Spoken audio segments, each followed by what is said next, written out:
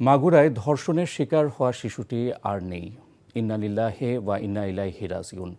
দুপুর 1টায় শিশুটি শেষ নিঃশ্বাস ত্যাগ করে বলে জানিয়েছে আইএসপিআর। শিশুটির মৃত্যুতে গভীর শোক প্রকাশ করেছেন অন্তর্বর্তী সরকারের প্রধান উপদেষ্টা অধ্যাপক মোহাম্মদ ইউনূস। রিপোর্টে আরও জানাচ্ছেন হাসান জাবেদ।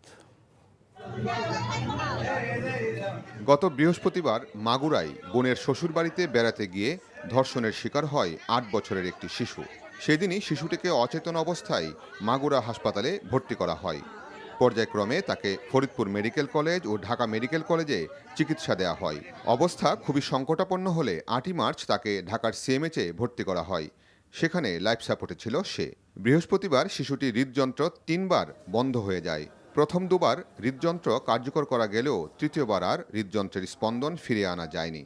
আমার মনে যেরকম গলায় পাশ দিয়ে মারছে, পুরো গলা গা হয়ে গেছে রে আল্লাহ, ওইরকম ফাঁসি দিয়ে ও গারু যেন ওইরকম মারে রে।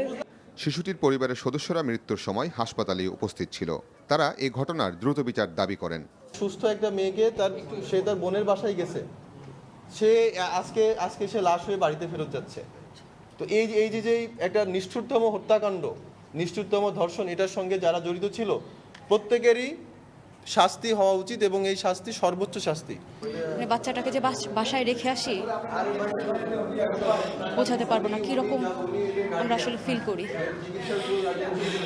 ধর্ষকের বিচার চাই, এটার বিচার চাই, সঠিক বিচার চাই, যাতে এরকমভাবে কোনো মার কোল খালি আর না হয়। আজই হেলিকপ্টারে করে শিশুটির মরদেহ মাগুরায় নেওয়া হবে।